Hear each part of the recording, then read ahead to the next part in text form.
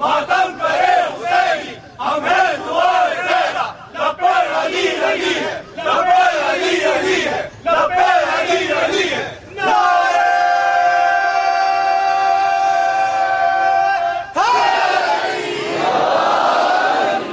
जिक्र अली जब भी किया दिल बहल गया, जिक्र अली जब भी किया दिल बहल गया, जो दुश्मन अली था वो सुन के जल गया।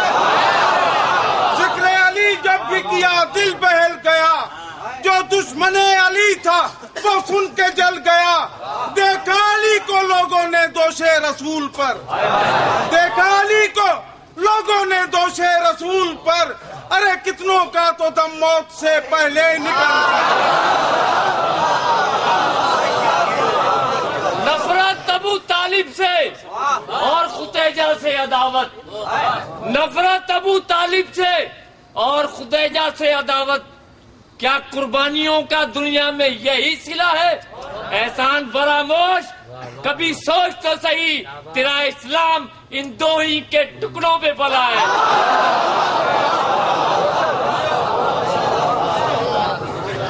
बिस्मिल्लाहिर्रहमानिर्रहीम।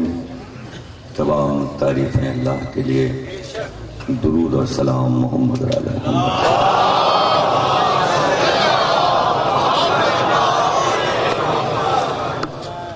हमसे जनाबे सैयदे सज्जाद सल्लल्लाहु अलैहि वसल्लम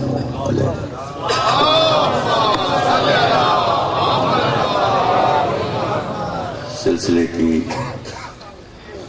पहली तकरीर आप हजरात समाअत फरमा रहे हैं टंडुजाम सिंध कराची से। आपकी मोहब्बतों ने मजबूर किया कि हम आपके पास आए, और खुसूसन हमारे भाई मंजूर साहब जो कि कराची में मुस्तकिल मुलाकात करते रहते हैं, और कई बरस से वो फरमा रहे थे कि यहाँ ये मौका नहीं मिलता था। इस साल मौका मिला है कि हम आपको देख रहे हैं और आपसे बातें कर रहे हैं। मजलिसों के सरनामा कलाम के लिए कलाम पाक की एक मशहूर आयत को पेश कर रहे हैं। यौमा नदऊ कुल्ला उनासिम बिइमामिहिम, और वो दिन जिस दिन हम सबको बुलाएंगे, लेकिन हर कौम को, तमाम इंसानों को उनके उनके इमाम के साथ बुलाएंगे।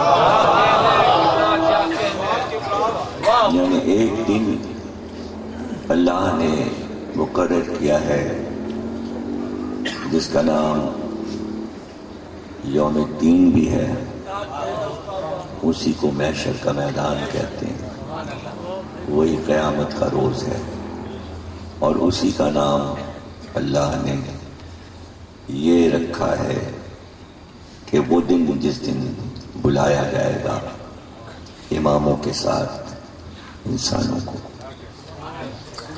ये कुरान की आयत है और पैगंबर का इरशाद है कि दुनिया में जिसने भी जिसको अपना इमाम बनाया होगा, हम उसको उसके इमाम के साथ बुलाएंगे। और अगर किसी ने एक पत्थर को भी अपना इमाम माना होगा तो वो पत्थर आगे आएगा और कौम उसके पीछे आएगी।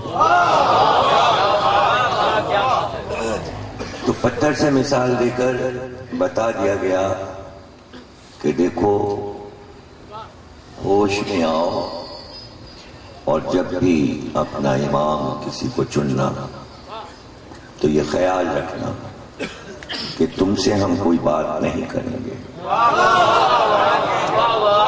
बल्कि हम اس امام سے پوچھیں گے واہ واہ واہ واہ سبحان اللہ جس کے پیچھے قوم آئے گی. سبحان اللہ سبحان اللہ. یہ قرآن میں یہ آیت اتر چکی اور امام کا ذکر اللہ کر چکا. تو پیغمبر یہ تو بتائیں گے نا کہ امام کون ہے. بات تشنہ رہ جائے گی. اس لیے پیغمبر نے نام بنام یہ بتا دیا کہ میرے بعد کون امام ہوگا. سبحان اللہ سبحان اللہ. یہ لفظ امام قرآن میں تھا، قرآن میں موجود تھا. جب پیغمبر نے اس لفظ کو امت کو دیا تو چہرہ دکھا کر دیا، نام بتا کر دیا. قرآن میں ایسا نہیں تھا کہ عرب والے لفظ امام نہیں جانتے تھے. عربی آتی تھی، قرآن عربی میں اترا تھا، لفظ امام عربی کا لفظ تھا. ہاں یہ ضرور ہے کہ عرب میں کوئی امام بنا نہیں تھا. یہ اس وقت کی بات ہے کہ جب قرآن میں آیت موجود تھی کہ جب اللہ نے حضرت ابراہیم سے کہا انی جاعلک للناس اماما، اب ہم تمہیں انسانیت کا امام بنا رہے ہیں. تو اس سے تو واقف ہو ہی گئے تھے قرآن پڑھنے والے کہ اللہ نے جس طرح کبھی یہ اعلان کیا تھا انی جاعلک للناس اماما، اسی طرح کا اعلان انی جاعل فی الارض خلیفہ، ہم تم کو زمین پر اپنا خلیفہ بنانے والے ہیں. یہ آدم کے لیے کہا تھا اور یہ حضرت ابراہیم کے لیے کہا کہ ہم تمہیں انسانیت کا امام بنا رہے ہیں. تو اس وقت آدم کے لیے جب اعلان ہوا تھا تو آدم تو مٹی کے تھے، بول تو سکتے نہیں تھے کہ اس آیت کے جواب میں کچھ بولتے.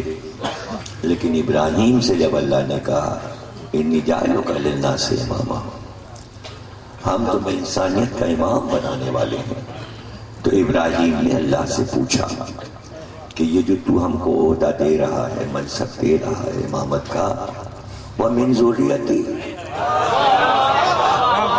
کیا میری ذریت میں بھی یہ منصب جائے گا؟ ظاہر ہے کہ اللہ اس کا جواب دے گا. اللہ نے حضرت ابراہیم سے فرمایا لا ینال عہد الظالمین، یہ عہدہ ظالموں تک نہیں جائے گا. اب ظاہر ہے کہ انداز گفتگو پروردگار عالم کا اور قرآن کا مزاج کہ اگر نام بنام بتاتا ان کو امام بنایا جائے گا. ایک ایسی بات کہہ دی کہ انسان یہ بات پہچان لے کہ جس میں ذرا سا بھی ظلم ہوگا اس کو امام نہیں بنایا جائے. اب یہ انسان کا کام ہے کہ وہ اگر قرآن پڑھ رہا ہے تو پھر وہ یہ بھی پتہ لگائے گا، اپنے استاد سے پوچھے گا، اپنے بزرگ سے پوچھے گا، عالم سے پوچھے گا ظالم کسے کہتے ہیں، ظالم کسے کہتے ہیں. اور جب وہ پوچھے گا تو اس کو صحیح تعریف کتاب سے لغت سے پتہ چل جائے گی کہ ظالم کسے کہتے ہیں. تو ظالم کی تعریف یہ لکھی ہے کہ جو چیز صحیح جگہ پہ رکھی جائے اس کو وہاں سے ہٹا دینا اور کوئی غلط چیز وہاں رکھ دینا. اس کی مثال میں یہ کہا جاتا ہے کہ ٹوپی کو پیر میں پہن لینا اور جوتی کو سر پہ رکھ لینا، یہ ہے ظلم. اسے کہتے ہیں اسے ظلم کہتے ہیں، یعنی اپنے نفس کے ساتھ ظلم، اپنی ذات کے ساتھ ظلم. تو عرب میں جو سب سے بڑا ظلم کر رہے تھے اپنی ذات اور اپنے نفس کے ساتھ. عرب وہ تھا شرک کرنا، یعنی بت پرستی کرنا. بت پرستی اپنی ذات اپنے نفس پر ظلم تھا، بے شک بے شک، انسانیت پہ ظلم تھا، معاشرے پہ ظلم تھا. تو اگر رتی بر بھی کسی نے ظلم کیا ہے اور اپنی عمر میں شرک کیا ہے، وہ امام نہیں بن سکتا.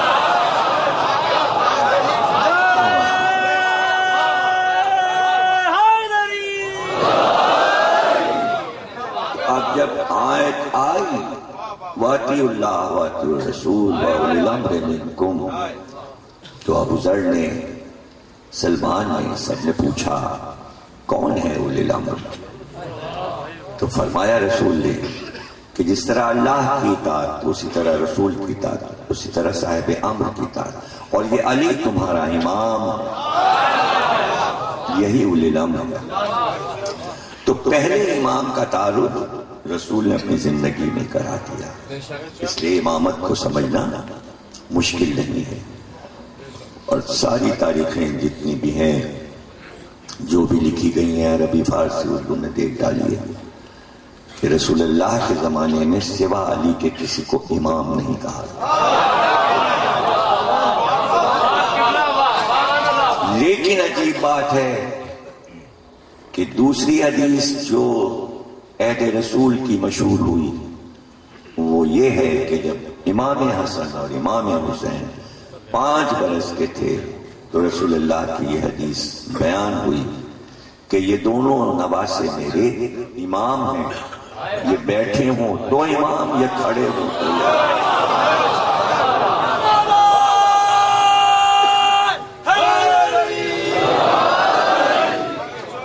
تو 3 امام تو رسول کی زندگی میں امت نے دیکھ لیے تھے. اور جب سے رسول اللہ نے کہا تھا یہ کہ میرے یہ دونوں بچے امام ہیں، کھڑے ہوں تو امام اور بیٹھ جائیں تو امام، تو اس وقت سے امت کے تمام لوگ یہ کہنے لگے تھے امام حسن امام حسین، امام حسن امام حسین. اور آج 1400 برس گزرنے کے بعد لفظ امام دونوں شہزادوں کے ساتھ کتنا اچھا لگتا ہے. یعنی لفظ امام مشہور ہوا 2 بچوں کی وجہ سے، امام حسن امام حسین. اور کوئی بھی ایسا مسلمان نہیں ہے جو حسن حسین کہتا ہو، ہر ایک یہی بولتا ہے امام حسن امام حسین.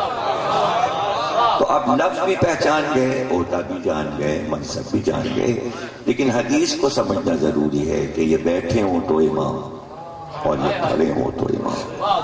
تو تفسیر یہی ہوئی، شرح یہی ہوئی حدیث کی کہ اگر یہ کھڑے ہوں یعنی قیام کریں، اگر یہ تلوار لے کر میدان میں آ جائیں تب بھی امام، اور اگر یہ سلو کر کے گھر چپ بیٹھ جائیں جب بھی امام. کھڑے ہوں تو امام، بیٹھ جائیں تو امام. یعنی اس پہ غور کر لیجیے، اگر دنیا والوں کا عہدہ ہوتا تو اعلان ہوتا کہ بھئی معزول ہو گئے، معزول ہو گئے، جو گھر بیٹھ گیا وہ معزول ہو گیا. اللہ کہہ رہا ہے ہم نے جو عہدہ دیا ہے وہ کھڑے ہونے اور بیٹھنے سے معزول نہیں ہوتا.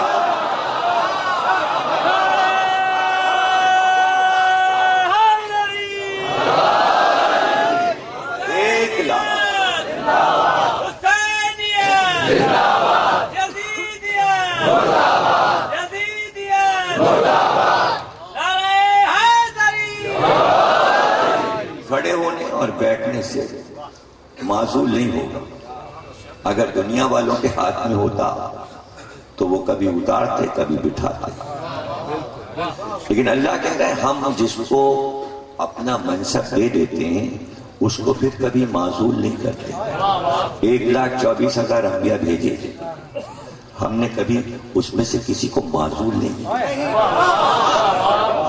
تو اب ہماری طرف سے جو چیز ملتی ہے، دیکھیے کچھ عہدے اللہ کی طرف سے اور کچھ بندوں کی طرف سے. بندے خود دیتے ہیں. اللہ کہتا ہے کہ اولی الامر ہماری طرف سے ہوتا ہے، نبوت ہماری طرف سے ہوتا ہے، رسالت ہماری طرف سے ہوتا ہے، امامت ہماری طرف سے ہوتا ہے. ولی ہماری طرف سے ہوتا ہے. کبھی آپ نے سنا کتنے اولیاء ہیں جن کے مزار ہیں؟ تو کبھی سننے میں آیا کہ وہ معزول ہو گیا، ولی نہیں ہے. ولی ولی ہے. اگر دنیا والوں نے ولی بنایا ہوتا تو جھگڑا ہو رہا ہوتا. چونکہ اللہ کے بنائے ولی ہیں تو پہلے بھی ولی تھے، مرنے کے بعد بھی ولی. اپنی قبروں میں لیٹے ہیں ولی. اور عوام جانتے ہیں کہ یہ آسمانی عہدہ ہے، ولایت انسانوں کا عطا کیا ہوا نہیں ہے. یہ کوئی صدر، وزیر اعظم، وزیر خارجہ یا وزیر داخلہ نہیں ہے کہ ذرا سی بات پہ ناراض ہو گئے، انہوں نے کہا آپ معزول ہو گئے. اور جب معزول ہو جاتا ہے دنیاوی عہدے میں، یا تو وہ دوسری پارٹی بناتا ہے یا خاموش ہو کے بیٹھ جاتا ہے. تو اللہ اگر ایسا کرتا معاذ اللہ کہ اپنے نبی یا اپنے رسول کو معزول کرتا تو کیا وہ دوسری پارٹی بناتے؟ پارٹی ایک ہی ہے اور وہ اللہ کی پارٹی ہے. اسی میں نبی، اسی میں رسول، اسی میں ولی، اسی میں امام. لیکن غور طلب یہ ہے کہ جب ابراہیم سے یہ کہا جا رہا ہے کہ ہم تمہیں انسانیت کا امام بنا رہے ہیں تو کتنے عہدے ان کے پاس تھے پہلے سے. توجہ کر لیجیے آپ. نبی ہیں حضرت ابراہیم، رسول ہے، رسالت بھی ہے، نبوت بھی ہے، اور پھر تمام انبیاء میں اولو العزم ہے. سرکار سے کم ہے وہ دن میں، اور 1,24,000 سے افضل ہے. یہ عہدہ کم ہے. پھر اس کے بعد اللہ نے کہا تم تو خلیل ہو، خلت بھی ہے، یعنی تم میرے دوست ہو. دوستی بھی ہے، یہ کتنا بڑا ہوتا ہے. اور پھر اللہ کے ولی بھی، ولایت بھی، یعنی ولی کی ساری شان ہے. اور ولی کی شان یہ ہے کہ گھر میں کھانے کو نہ ہو اور مہمان آ جائے اور بیوی کہے کہ گھر میں آٹا نہیں تو تھیلی میں، بوری میں باہر جا کے ریت بھر لائے، مٹی بھر لائے، لا کے گھر کے کونے میں رکھ دیا. پوچھا بیوی نے، سارا نے، آٹا لائے؟ کہ وہ بوری رکھی ہے وہاں کونے میں. وہ گئی، انہوں نے اسے کھولا، دیکھا اس میں آٹا ہے. اب یہ عمل جو ہے ولایت ہے.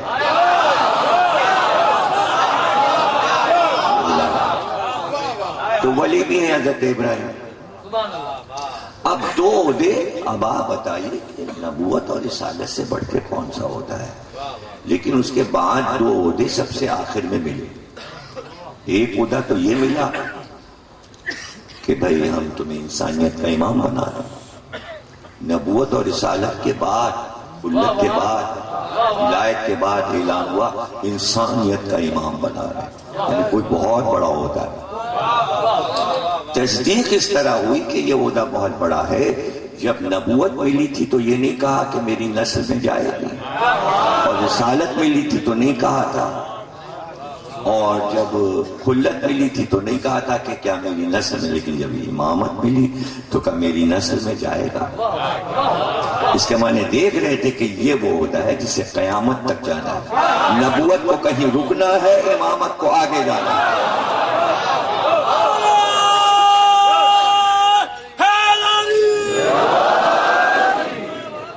امامت کے بعد تو بھائی کوئی عہدہ ہے نہیں میرے بھائی.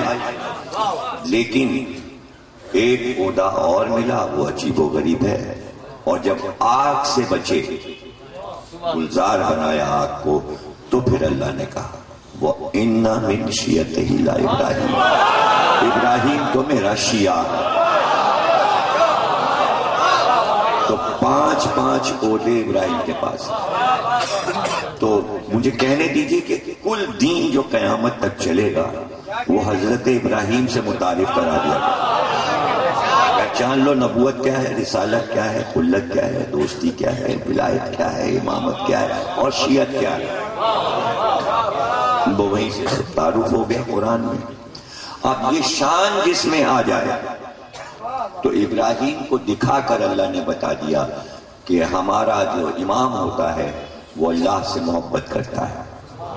بغیر محبت کے کوئی کام نہیں ہو سکتا.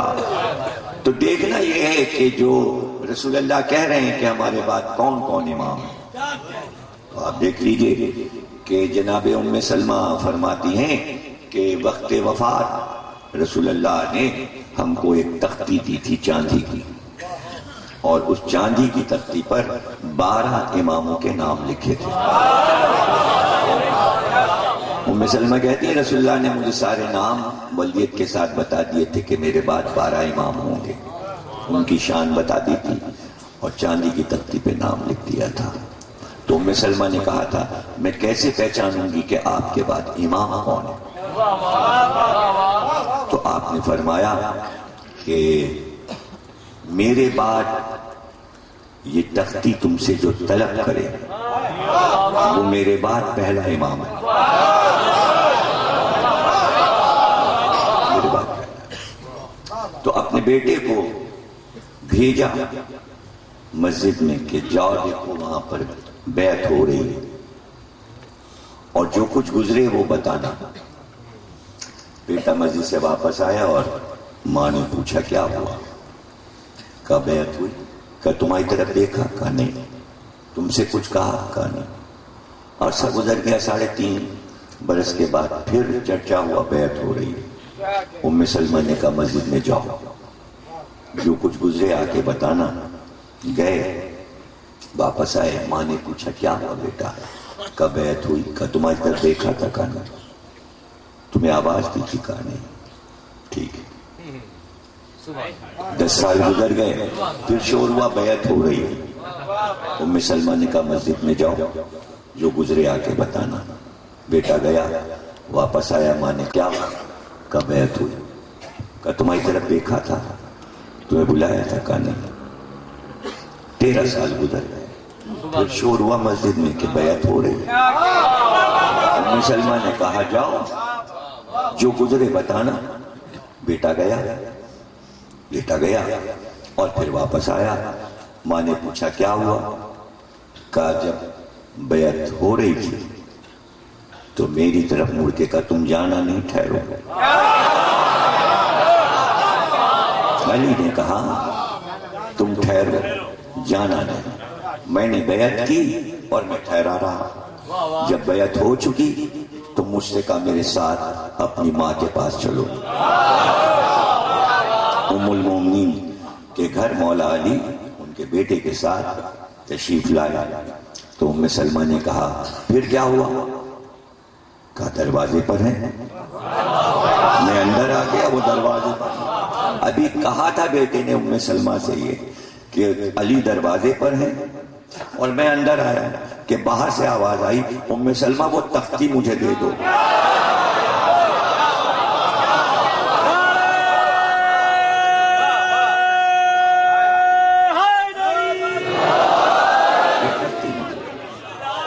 ام سلمہ کہتی ہے یہ آپ کی امانت ہے. رسول اللہ کہہ گئے تھے کہ جب علی مانگیں گے تو تم ان کو دے دینا.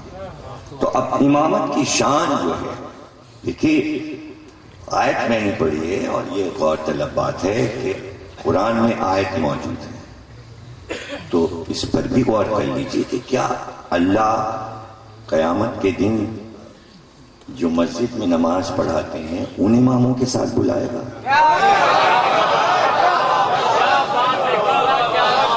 آیت سے ظاہر ہے کہ بہت بڑا ہوتا ہے. امام کے معنی کیا ہے؟ جب تک معنی نہیں معلوم ہوں گے تب تک آئے سمجھ میں نہیں آئے گی. دیکھیے ہر لفظ چاہے وہ عربی کا ہو، فارسی کا ہو یا کسی بھی زبان کا ہو، اردو کا ہو، سندھی کا ہو، پنجابی کا ہو، پشتو کا ہو، یونانی ہو، ڈچ ہو، فرینچ ہو، جرمن ہو، ہر لفظ کے کم سے کم 50 معنی ہوتے ہیں. لیکن عوام ایک معنی کی تلاش میں ہوتے ہیں اور ایک ہی معنی. کمپیوٹر کھول لیجیے، آپ لفظ پوچھئے وکیپیڈیا آپ کو. اب تو آسانی، کمپیوٹر کھولا وکیپیڈیا کھل گیا. آپ نے لفظ پوچھا چاہے اردو کا ہو، عربی کا ہو، انگریزی کا ہو، کمپیوٹر معنی بتا دیتا ہے، جلدی سے معنی بتا دیتا ہے. جو مشہور معنی ہے وہ بتا دے. بچوں کے لیے اب آسانی ہے کہ کمپیوٹر سے ہر لفظ کے معنیاں. تو امام بھی آپ پوچھ سکتے ہیں کمپیوٹر سے. کمپیوٹر کمپیوٹر آپ کو امام کے معنی میں واہ صحیح واہ لغت بھی سمجھائیں گے, آیت بھی سمجھائے گی, نبی بھی سمجھائیں گے. لیکن میں جو بات بتا رہا ہوں وہ میں آپ کو لسانیات کی بات بتا رہا ہوں, میں قواعد اور ڈکشنری کی بات بتا رہا ہوں. اور یہ بات بہت کم لوگوں کو عوام میں معلوم ہے کہ ایک باطنی معنی ہوتے ہیں, ایک ظاہری معنی. ایک معنی لفظ کے ہوتے ہیں حرف کے اعتبار سے, جتنے حرف آئے ہیں اتنے معنی آئے ہیں. ایک فلسفیانہ معنی ہوتے ہیں, ایک لسانی معنی ہوتے ہیں. اس طرح آگے بڑھتے جائیں گے تو تقریباً 50 معنی ایک لفظ کے ہوتے ہیں. جیسے مثال دے دوں, عربی میں ایک لفظ ہے تو کے 57 معنی ہیں, اور اتنے ہی معنی میں قرآن میں یہ لفظ استعمال ہوا ہے. ماں کو کہتے ہیں, لیکن سورہ الحم کو الکتاب کہتے ہیں, معنی بدل گئے. یعنی اپنی جگہ پر لفظ ماں رہے گا, ماں رہے گا. اور یہ بھی بتا دوں آپ کو کہ دنیا میں جتنی زبانیں ہیں ان میں جب ماں کا لفظ آئے گا تو میم ضرور آئے گا. میم ضروری ہے کسی بھی زبان میں. عربی میں آپ نے کہا میم آ گیا, انگریزی میں کہا مدد, میم آ گیا. فارسی میں کہا مادر, میم آ گیا. ہندی میں سنسکرت میں کہا ماتا, میم آ گیا. اب یہ میم کا راز ہے. دیکھیے معنی میں بتا رہا ہوں, میم کا راز ہے. میم کے معنی ہے پانی, میم کے معنی ہے پانی. حرف کے معنی بتا, میم کے معنی ہے پانی. پانی کے معنی ہے اصل, اصل کے معنی ہے بنیاد, بنیاد کے معنی ہے ماں.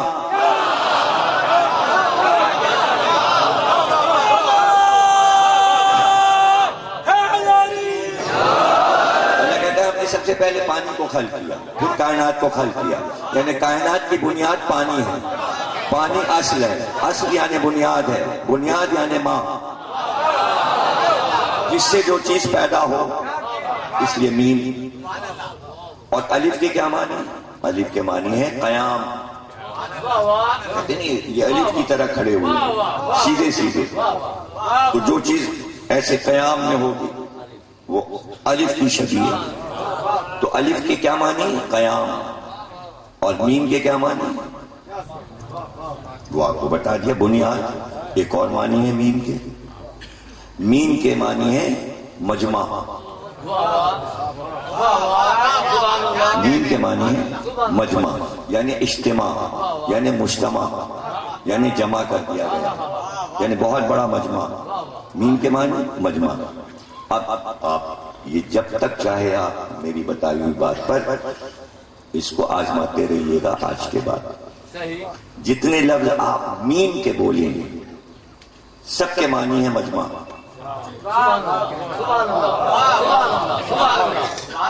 سب کے معنی ہے مجمع. جو لفظ آپ کے ذہن میں اس وقت آئے میم والا, یعنی لفظ میں کہیں بیچ میں آگے پیچھے کہیں میم آیا, شروع میں آخر میں بیچ میں میم اگر آ جائے گا تو اس لفظ کے معنی ہے مجمع.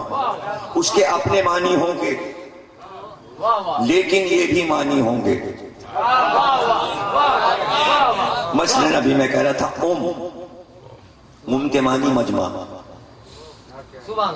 یعنی ماں ہے تو پھر مجمع ہے. شوہر ہے, بیٹا ہے, بیٹی ہے, چار کو. اب سمجھے نا حدیث کتاب میں کیا کہا؟ میری کنیز خاص ہے, اس کا باپ ہے, اس کا شوہر ہے, اس کے بیٹے ہیں. بنوہا و بالوہا مہدی تک بیٹے ہیں, یعنی اجتماع مجمع. اب سے جتنے لفظ عربی میں بنیں گے وہ میں آپ کو بتاتا ہوں. سے ہی لفظ بنا ہے امت. امت کے معنی مجمع. اور پورے مسلمان قوم کو کیا کہتے ہیں؟ یعنی 40 ملک ہیں مسلمانوں کو, ان کو کیا کہتے ہیں؟ امہ. امہ کے معنی اجتماع, مجمع. اب آپ لفظ آپ لیتے جائیے، میں معنی بتاتا جاؤں. آپ نے کہا محرم، میم آ گیا، مجمع.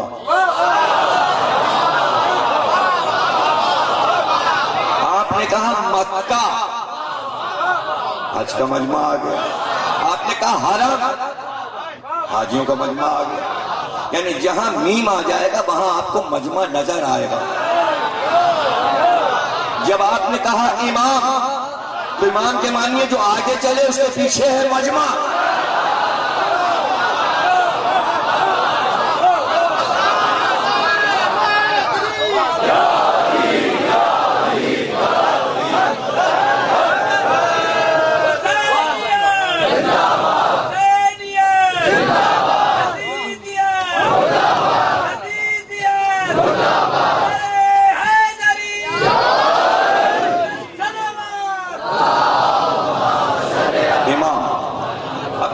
امام میں دو میم ہیں تو دوہرا مجمع ہوگا. تو امت دو ہی حصوں میں تو بٹی ہوئی ہے.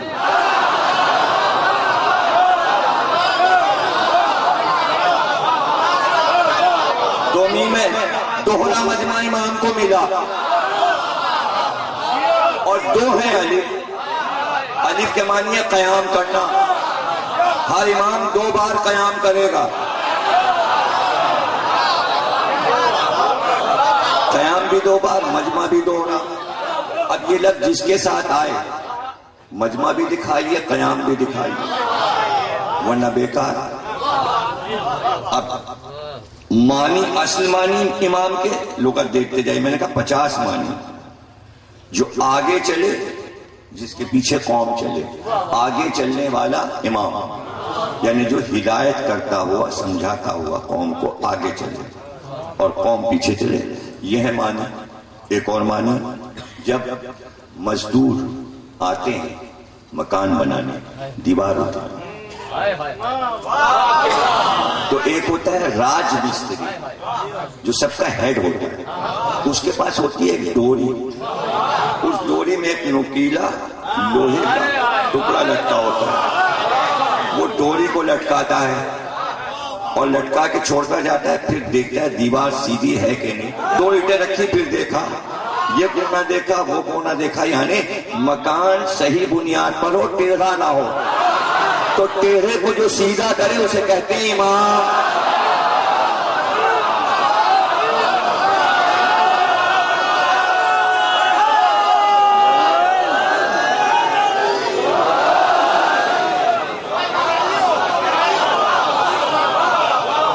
یعنی وہ جو ڈوری ہے اسے عربی میں کہتے ہیں امام.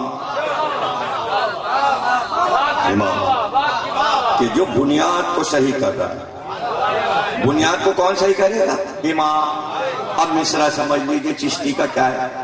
حقا کے بنائے لا الہ،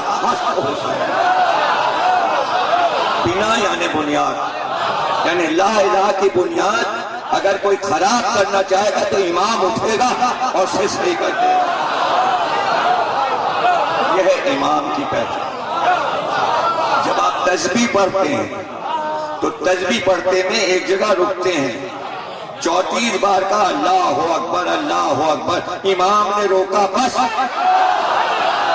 کہو الحمدللہ الحمدللہ. جب ہو گیا 33 بار امام نے کہا بس اب کہو سبحان اللہ سبحان اللہ. یعنی جتنے میں معنی بتاتا جاؤں تو تقریر پوری ہو جائے. صرف اگر میں امام کے معنی بتاؤں، اور امام کے بنیادی معنی ہے نہیں سمجھے آپ؟ یعنی جس لفظ سے بن رہا ہر امت، امہ، امامت، یہ سارے لفظوں کی اصل ہے الف اور میم. وہی الف و میم 2 بار آیا تو امام ہو گیا، 1 بار آیا تو تشدید کے ساتھ اور یہ نام مکے کا القرى. القرى یعنی قریوں کی ماں. ماں یعنی بنیاد، اصل. یعنی زمین اللہ نے جب بچھائی تو یہاں سے شروع کیا پہلے مکے کی زمین اور پھر سارے قریے بناتا چلا گیا. یعنی پہلے کعبے کی زمین بچھی اور پھر بچتی گئی, یعنی مجمع زمینوں کا مکے کے ساتھ ہوا. میم ام القری, اس لیے کہا اپنے رسول کو یہ امی ہے. کیا ہے یہ امی ہے. اب لوگوں نے کہا امی کے معنی تو جو نہ پڑھے نہ لکھے. یہ سوچا ہی نہیں کہ بھائی دنیا کا قاعدہ ہے, پوری دنیا کا قاعدہ ہے, جو حیدرآباد کا رہنے والا ہے وہ باہر جائے گا کیا لکھے گا, فلاں سا حیدرآبادی. لاہور کا رہنے والا لکھے گا لاہوری, جو لکھنؤ کا وہ لکھے گا لکھنوی, جو الہ آباد کا وہ لکھے گا الہ آبادی, جو ملتان کا لکھے گا ملتانی. ناموں میں سنا ہے نا. تو پیغمبر کہاں کے رہنے والے, مکے کے. چونکہ لفظ مکہ جو ہے وہ لفظ معنی اس کے صحیح نہیں تھے, اس لیے مکی نہیں کہا.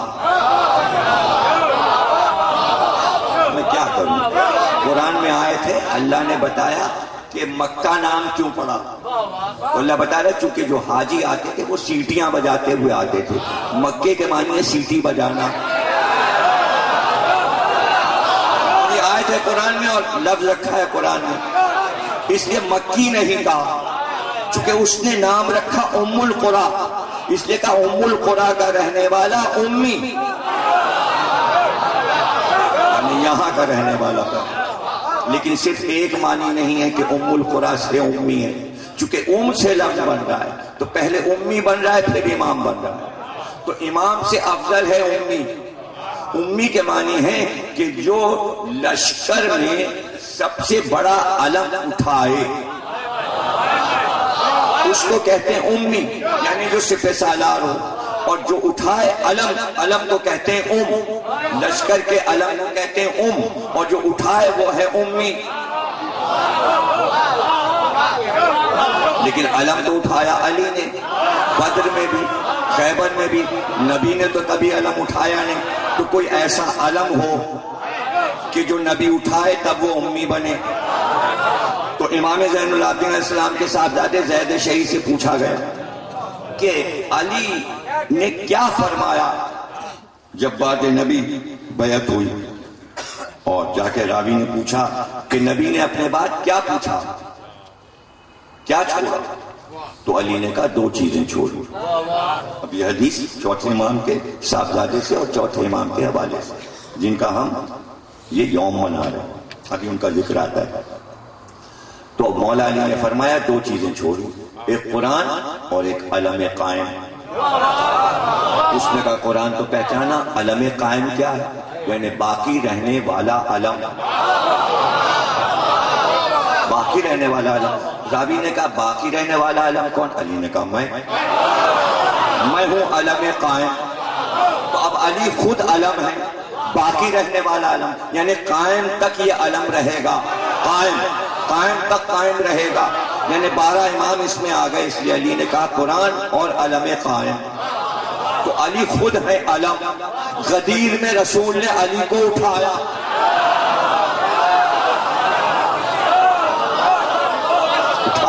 ہاتھ پہ اٹھایا, یعنی علم کو بلند کیا. علی خود علم, عین سے علم, عین سے علی. دونوں کے معنی ایک, علی کے معنی بلند, علم کے معنی بلند. معنی ایک.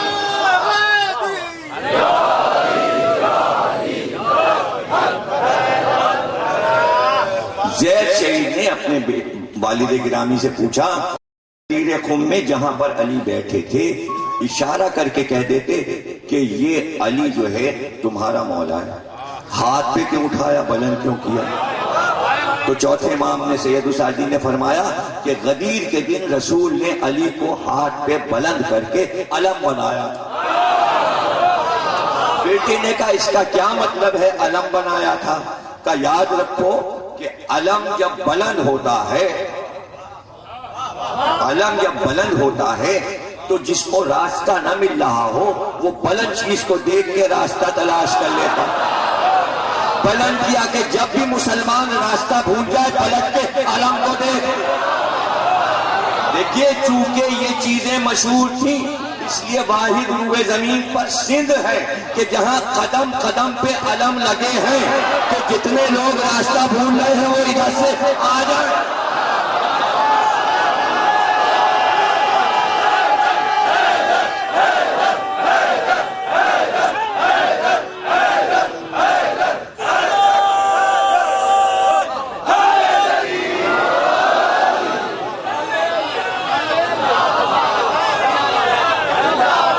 اگر سندھ کے علم گنے جائیں تو کروڑوں کی تعداد میں ہوں. ساری دنیا کے علم ایک طرف، سندھ کے علم ایک طرف. اب سوال یہ کہ سندھ میں یہ علم لگانے کی روایت کہاں سے شروع ہوئی اور کیوں شروع ہوئی وہ میں آپ کو بتاؤں. چونکہ سندھ کا علاقہ صحرا تھا، آبادی کم تھی اور دور دور آبادی تھی، آج سے 1000 برس پہلے 2000 برس پہلے. اور چونکہ یہ سندھ راستہ تھا ہندوستان میں داخل ہونے کا، اب جو بھی باہر سے آئے گا، عرب سے آئے گا، کوفے سے آئے گا، یمن سے آئے گا، مکے سے آئے گا، مدینے سے آئے گا، سندھ ہو کر پھر اندر ہندوستان جائے گا. تو قافلے ادھر سے گزرتے تھے، بادشاہ ادھر سے جاتے تھے، سب ادھر سے ہو کے جاتے تھے. تو یہاں کے رہنے والوں نے سوچا کہ صحرا میں پانی نہیں ملتا، یہ تو ٹھار ہے، اور مہمان آئیں گے پیاسے، تو اب کیسے یہ بتایا جائے؟ نہ ٹیلی فون تھا اس زمانے میں، نہ موبائل تھا، نہ جیپیں تھیں ریت میں چلنے والی، نہ ٹینک، نہ ٹرک، نہ ٹیلی ویژن، نہ اخبار، نہ ریڈیو. کیسے بتاتے قافلے والوں کو کہ تم صحرا میں چلے جا رہے ہو، پانی کہاں ڈھونڈو گے؟ تو بیچ صحرا میں علم لگا دیتے تھے. علم لگا کے وہاں پانی کے مٹکے رکھ دیتے تھے سبیل حسین کی بنا کر.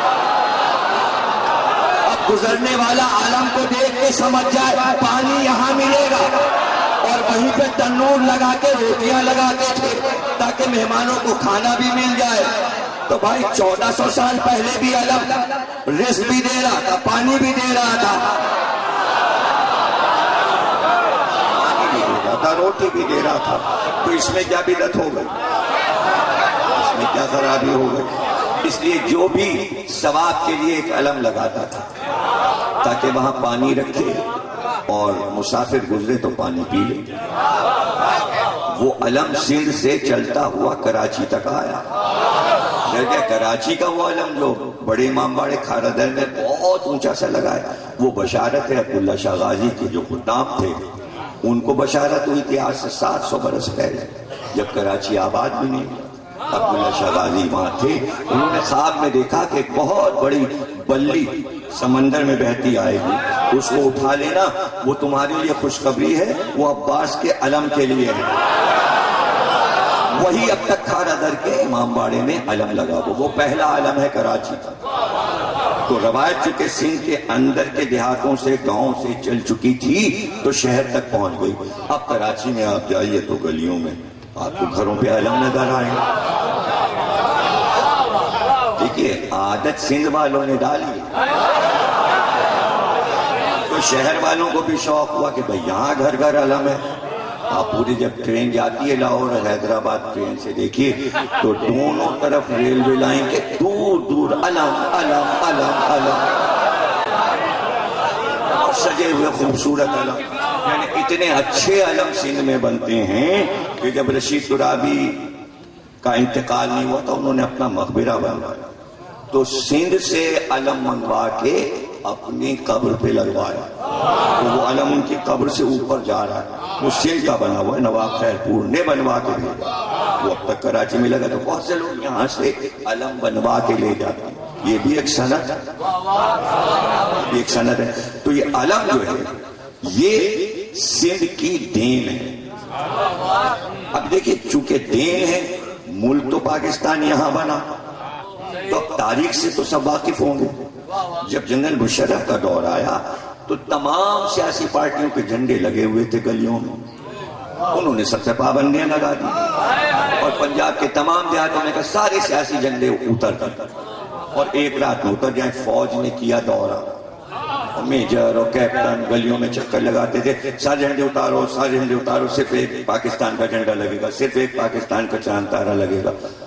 اب سب نے جھنڈے اتارے، کچھ لوگوں نے جھنڈے نہیں اتارے. تو فوجی آئے، انہوں نے کہا اب تک کیوں نہیں اترے؟ کہنے پہلے یہ آپ علم اتروائیے. ان کے علم کیوں لگے، یہ کیوں نہیں آپ اتروا رہے ہیں؟ تو اس نے میجر نے کہا جب میں چھوٹا سا تھا اس وقت سے یہ علم میں دیکھ رہا ہوں، یہ سیاسی نہیں ہے، سیاسی نہیں. یہ کبھی اترتا نہیں ہے، کبھی بدلتا نہیں ہے، اس لیے کہ یہ راستہ بتاتا ہے. تو اب ایک معنی کیا ہے اوم کے، یعنی پرچم بلند ہو اس کو بھی ام کہتے ہیں، جو اٹھائے اسے امی کہتے ہیں. اب امی رسول اللہ ہے، اس کے معنی یہ نہیں ہے کہ جو جاہل معاذ اللہ ہو اور پڑھا لکھا نہ ہو، یعنی علم اٹھانے والا. غدیر کا علم نبی نے اٹھایا اور محشر کا علم بھی نبی اٹھائیں گے. یہاں بھی امی ہے اور وہاں بھی امی ہے، اور ان کی اولاد امام ہے، اور امی ام سے ہے، اور ام جو ہے وہ جناب آمنہ ہے. تو عظمت آمنہ کی ہے، عظمت فاطمہ بنت اسد کی ہے، اور پیچھے جائیے تو جناب ہاجرہ ماں ہے. اور چونکہ ماں سے خاندان چلتا ہے اس لیے کہتے ہیں مادری زبان. تو جو ماں زبان بولے گی وہی ہے مادری زبان. یہاں تو باپ کا نام اسکول میں لکھا جاتا ہے، یورپ میں مغرب میں ماں کا نام لکھوانا پڑتا ہے بچے، وہ باپ کا نام نہیں، وہ کہتے ہیں ماں کا نام. مادری زبان، مدر لینگویج، وہ ماں سے. تو یہ کیوں نام پڑا؟ اس لیے کہ ہاجرہ جو زبان بولتی تھی وہی جناب اسماعیل بولنے لگے. تو اب خاندان میں آ رہا ہے جناب ہاشم تک. تو اب محمد جس گود میں پلے تو زبان جو محمد نے بولی وہ ماں سے سنی، اور ماں بچپن میں مر گئی تھی، چچی نے پالا فاطمہ بنت اسد نے. تو زبان تو محمد نے چچی سے سیکھی، یعنی علی کی ماں سے. اور اللہ قرآن میں کہہ رہا ہے محمد ہم نے تمہاری مادری زبان میں قرآن اتارا. یہ ہے ماں کی عظمت.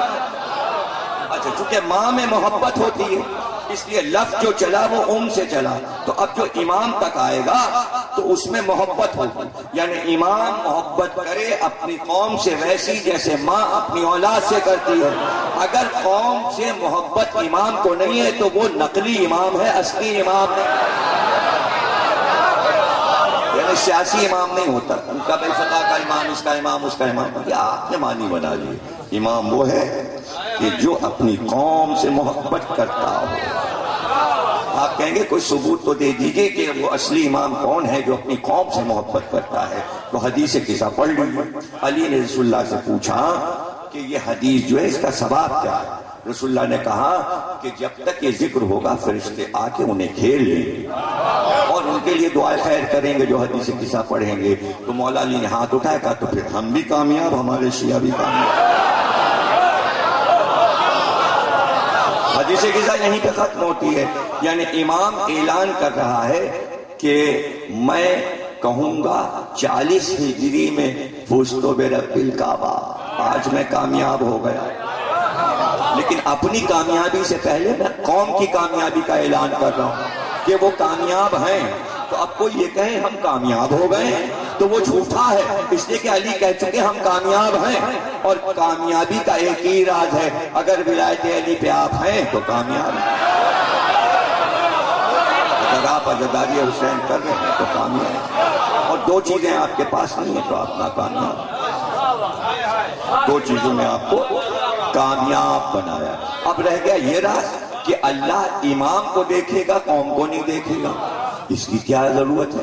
بھائی آپ کہیں بھی جاتے ہیں، شادی میں جاتے ہیں، ولیمے میں جاتے ہیں، یا کسی بھی پروگرام میں جاتے ہیں تو ظاہر ہے کہ عام طور سے فیشن ہے کہ بریانی کھلائی جاتی ہے. لیکن بریانی بہت مشکل سے بنتی ہے. آپ تو کھا لیتے ہیں نا، آپ کو نہیں پتا، باورچی جانتا ہے. یعنی ذرا سی لغزش اگر وہ کر گئے تو یا تو چاول کچے رہ جائیں تو آپ کہہ کے اٹھ جائیں گے چاول کچے رہ گئے. اور اگر بہت گلا دیے آپ کہیں گے بھات کر دیا، کھچڑی بنا دی، کھلے ہوئے چاول. تو بیچ کا راستہ ہے نازک، یا تو بالکل گلا کے تباہ کر دیا بریانی کو یا کچی چھوڑ دی. چاول بکھرے ہوئے ہوں اور کھلے ہوں الگ الگ نظر آئے کھانے کا مزہ, اور اندر سے ان کا پیٹ بھی چاول کا گلا ہوا ہو, اندر تک گلا ہو, لیکن چاول ٹوٹے نہ. بریانی کی تعریف یہ کہ چاول کا کونا بھی نہ ٹوٹے. بھائی میں باورچی نہیں ہوں, آپ سوچ رہے ہوں کہ شاید میں بریانی پکاتا ہوں, لیکن بتانا تو ہر علم پڑتا ہے. پھر خوشبو بھی ہو, پانی بھی نہ ہو, پانی بالکل خشک ہو چکا ہو, تو اب اس کو پتا ہے کہ کتنے چاول دیگ میں پڑیں گے اور کتنا پانی. زیادہ ڈال دیا تو چاول تیرے گا, کم ڈال دیا تو نیچے چاول جل جائیں گے. تو پانی کی بھی مناسبت چاول کے حساب سے رہے گی. لیکن دیگ اس نے چڑھا دی, سب چیزیں اس میں ڈال دی, گوشت بھی ڈال دیا. یا اگر سندھی بریانی ہے تو آلو بھی, گاجر بھی, مولی بھی, ٹماٹر بھی. اور اگر لکھنوی بریانی ہے تو صرف بکرے کا گوشت اور کیوڑے کا چھڑکاؤ اور زعفران سے اس کو رنگا جائے تو اس کو بریانی نہیں. بریانی لفظ تو ہے دلی کا, لکھنؤ والے بولتے ہیں پلاؤ, یخنی پلاؤ. یخنی بنتی ہے, پھر وہ یخنی کی بوٹیاں چاول میں پڑتی ہیں. دونوں کا طریقہ الگ الگ ہے پکانے کا. عام طور سے جلدی ہوتی ہے مجلس کی تو اس لیے کہتے سندھی بریانی چلا دیں. گوشت ہے مہنگا, سبزی بھی سندھ سے ہی جاتی ہے کراچی میں, اور زیادہ تر چاول پنجاب اور سندھی سے جاتا ہے, ان کا وہی پکا دینا. اور بکرے بھی یہیں سے جاتے ہیں.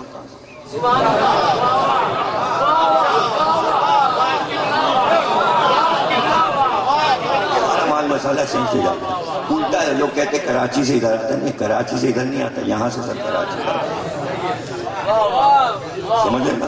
ہاں صرف ہم لوگ آئے ہیں کراچی سے.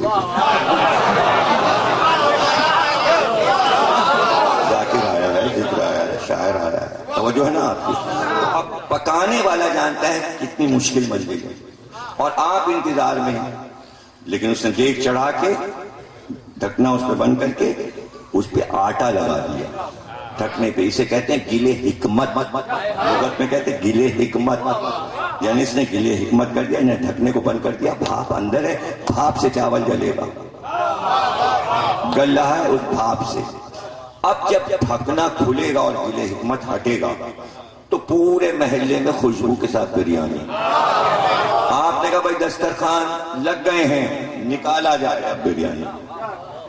تو اس کو کیسے پتا چلے تیار ہے بریانی؟ باورچی کے سامنے 25 دیگیں, ایک ایک دیگ کا ڈھکنا کھولتا گیا, آواز آ رہی ہے, لوگوں کو پتہ چل گیا ڈھکنے کھل گئے, ڈھکنے کھل گئے, ڈھکنے کھل گئے. اور وہاں میز سجی ہوئی ہے, اب چاول آنے والا, اب ڈش آنے والی, اور اس کو پتا ہے کہ تیاری پر ہے. تو کیسے پتا چلے گا؟ کیا اس کے اندر وہ پورا چمچہ ڈال دے گا؟ نہیں, چاول ٹوٹ جائیں گے. اگر بھاپ کے درمیان میں چمچہ ڈال دیا تو چاول ٹوٹ جائیں گے. چاول نہیں ٹوٹنے چاہیے. اس لیے وہ پہلے یہ کرے گا کہ ڈھکنا کھولا اور ایک چاول اٹھایا, اور اٹھا کے دونوں انگلیوں کے بیچ میں رکھ کے اس نے ایسے کیا اور کہا تیار. دیگ میں ہے 25 کروڑ چاول, 2 ارب چاول ہیں, گوری پوری ہے اندر, اور 2 کروڑ چاولوں کا پتہ ایک چاول سے پتہ چل گیا. پوری دیگ کا پتہ ایک چاول سے چل گیا. اللہ کہتا ہے امام کے ساتھ بلائیں گے, پیچھے کروڑوں عوام امام کو دیکھے گا, کہے گا قوم کو لے جا.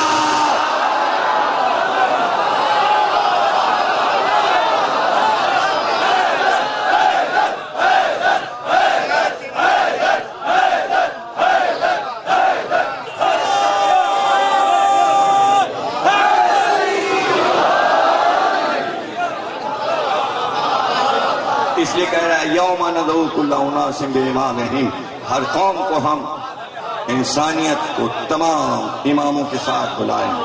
اب سوچ سمجھ کے امام بنائیے. امت یہ طے کر لے کہ محشر میں اللہ کے سامنے پہنچنا ہے, نبی کا نام آیت میں نہیں ہے, امام کا نام ہے, امام کا. اس لیے کہ امامت کا کام نبی کے بعد ہے, دیکھیں سوال جواب نبی کے بعد ہے. نبی کے ساتھ نبی کی امت گزر گئی جو نبی کے دور میں تھی. نبی کے جانے کے بعد قوم نے کیا کیا, مسئلہ یہ درپیش ہوگا محشر میں, نہیں سمجھیں, کل عرض کریں گے تفصیل کے ساتھ کہ جتنے نبی دنیا سے گئے ان کو ان کے بعد ان کی قوم کو دیکھا گیا. موسیٰ کی قوم موسیٰ کے بعد صرف 40 دن کے لیے گئے کوہ طور پہ تو بچڑا پوجنے لگے. عیسیٰ گئے چوتھے آسمان پہ تو قوم جانے کہاں پہنچی, اور اس نے تسلیث بنا لیا اور عیسیٰ مسیح خدا, خدا کا بیٹا اور یہ اور وہ. تو ہر نبی کے بعد قوم بدلی ہے, اس لیے سوال طلب ہوگا نبی کے بعد والی قوم کا. ہم تو 1400 سال کے بعد ہیں نبی کے. ایسا تو امام بنائیں کہ بچ تو سکے. امام تو بچ تو سکے. اور پھر دیکھیے عقل کی بات سیدھی سیدھی اگر سامنے ہے کہ نبی کا اگر وہ جگر ہے اور وہ امام ہے تو کتنی بڑی سفر ہے. اور اگر آپ کہیں اور سے ادھر سے ادھر سے کہیں سے ڈھونڈ ڈھانڈ کے آپ سرحد پار سے امام لا رہے ہیں, یہ آپ کی غلطی ہے, آپ غلطی کر رہے ہیں. علی سے بڑا کوئی امام نہیں ہو سکتا. امامت کی شرط یہ ہے کہ علم ہو, جاہل امام نہیں بن سکتا. سب پہچانے, جاہل امام نہیں بن سکتا. امام کے لیے علم ضروری. میں شہر علم ہوں, علی اس کا دروازہ. تو علم تو علی پہ ختم ہو گیا, وہ دے دیں کسی کو تو دوسری بات. علم دینا تو دور ہے, ابو علی شاہ قلندر نے کہا خوشبو دے دے. 7 والے نے مانگ لیا, کچھ چشتی نے مانگ لیا, کچھ نظام الدین اولیاء نے, کچھ عبداللہ شاہ غازی نے. سب کے پاس علی کی نشانیاں ہیں. نشانی نہ ہوتی تو مزار پہ کوئی جاتا. علی کی نشانی, سب کے پاس علی کی نشانیاں. آپ کہیں گے علی کی نشانی کیا چیز ہے؟ بھائی علی نے کچھ نشانیاں چھوڑی ہیں جو ولیوں کے پاس ہیں, مزار والوں کے پاس. میں آپ کو بتا دوں کہ کیا ہے. رسول اللہ جب معراج سے واپس آئے تو دوش پہ ایک چادر پڑی تھی. چادر, تو لوگوں نے پوچھا صاحب نے, رسول اللہ یہ چادر کیسی ہے؟ کہا بھائی اس چادر کا واقعہ سن لیں. میں جب معراج سے واپس آ رہا تھا تو جبریل امین جنت کے محل دکھا رہے تھے, تو ایک محل نظر آیا سفید موتی سے بنا, سفید رنگ کا محل. میں نے کہا جبریل یہ محل؟ جبریل نے کہا یہ آپ کے لیے. کہا اس کے اندر ہم جا سکتے ہیں؟ جبریل اللہ کے اذن سے اس کی کنجی لائے. اب یہ پیر محمد شاہ بہت بڑے صوفی ہیں, انہوں نے اپنی کتاب میں یہ واقعہ لکھا ہے. پیر صاحب ہیں پیر محمد شاہ, انہوں نے واقعہ لکھا ہے, پنجاب میں ان کا مزار. تو وہ لکھتے ہیں کہ رسول اللہ نے فرمایا جبریل نے وہ دروازہ کھول دیا, اندر گئے تو دیکھا ایک صندوق رکھا ہوا ہے سفید رنگ کا. رسول اللہ نے کہا جبریل یہ کیا ہے؟ کہا یہ آپ کے لیے. سبحان اللہ, سبحان اللہ. تو اللہ سے چابی طلب کی جبریل نے, کشتی میں رکھ کے ایک فرشتہ چابی لایا, کنجی لایا, صندوق کھولا گیا, اس کے اندر ایک اور بکسا نکلا, اس میں بھی تالا تھا, پھر وہ کھولا گیا, اس کے اندر ایک اور بکسا نکلا, اس کے اندر ایک اور بکسا نکلا, چھوٹا سا بکسا نکلا, اور پھر اس کو بھی کھولا گیا, اس کے اندر یہ چادر تہہ کی ہوئی رکھی سفید رنگ کی. رسول اللہ نے کہا جبریل یہ چادر کیا ہے؟ کہا آپ کے لیے. جیسے یہ کہا جبریل نے وہ چادر اٹھائی اور مجھے اڑا دی. یہ چادر میں لے کے معراج سے آیا ہوں. کہا تو اب اس چادر کا آپ کیا کریں گے؟ کہا اللہ نے یہ کہا یہ چادر اس کو دے دینا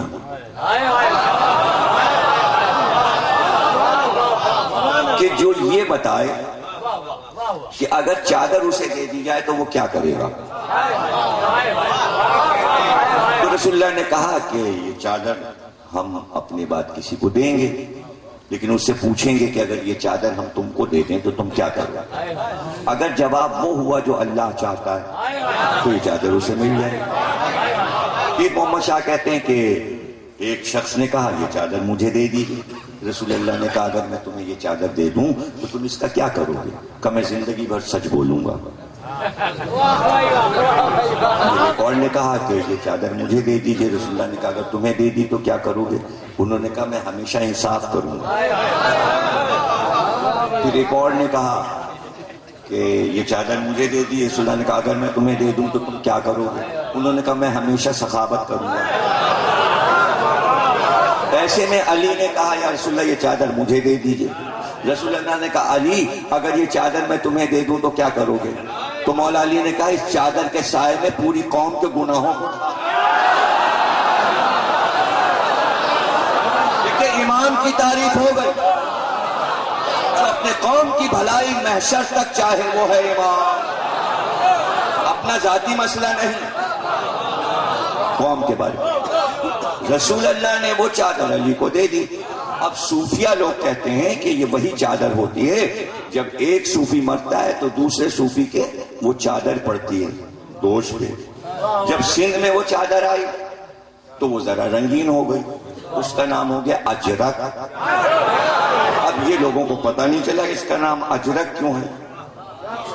اجرک نام سندھ میں اس لیے رکھا گیا کہ آیت آ چکی تھی کل اسلکم علیہ اجرن الا المودۃ فی القربى.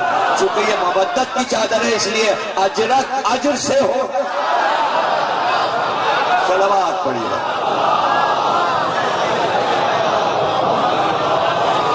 مدینہ خاتمے پہ تقریر پہنچی.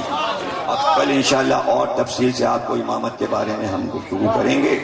اس وقت صرف یہ عرض کر دیں کہ امام کی پہچان یہ کہ امام اپنا تعارف خود کرا دے اور پھر جتنے اصول ہیں امامت ملنے کے اس کے لیے شرط ہے نس. نس کہتے ہیں نون سواد. نس یعنی نس کی گئی ہو یعنی اللہ کی طرف سے نبی کی طرف سے حکم ہو کہ یہ امام ہو. تو اب رسول اللہ نے علی کو امام بنایا آیات قرآن کے مطابق. کہ رسول کو حکم ملا یا رسول بلے کہہ دو سنا دو. اور پھر جب امام بنا دیا تو آیت آ گئی الیوم اکملت لکم دینکم واتممت علیکم نعمتی. آج ہم نے دین کو کامل کیا اور نعمتوں کو تمام کیا. امام وہ ہے جس پر دین کامل ہو جائے. امام وہ ہے جس پر تمام نعمتیں اتر جائیں اور امام پہ نعمتیں اترتی. اس لیے سورہ الحمد نے کہا ان کا راستہ جن پر تو نے نعمتوں کو.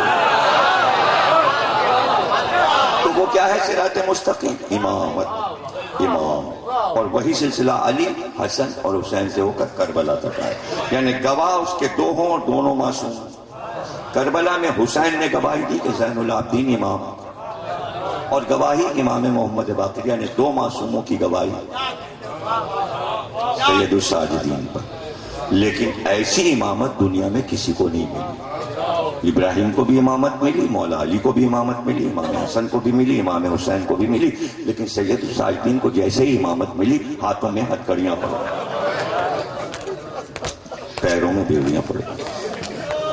ہمارا وہ مظلوم امام جس کے شہادت کا یوم منانے آپ مسلسل بیٹھے ہیں 5 دن.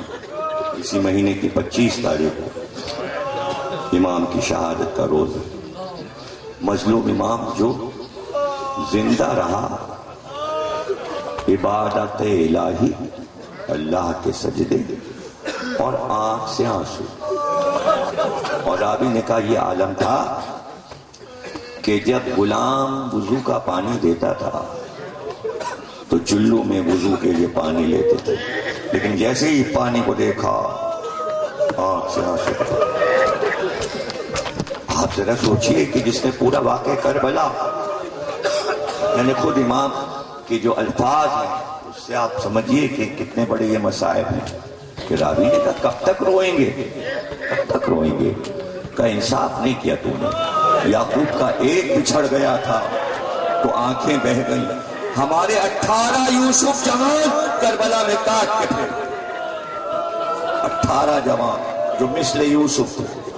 تو ظاہر ہے کہ جب پانی ہاتھ میں آتا ہوگا تو کبھی چچا عباس کی شکل نظر آتی ہو اور کبھی سید سجاد اپنے بھائی علی اکبر کو دیکھتے ہوں اور ہائے جب اسی پانی میں پیاسی سکینہ پیاسی بہن نظر آتی اور 6 مہینے کا بچہ علی اصغر نظر تو ہاتھ کا پانی جس میں آنسو مل جاتے تو اسے پھینک دیتے.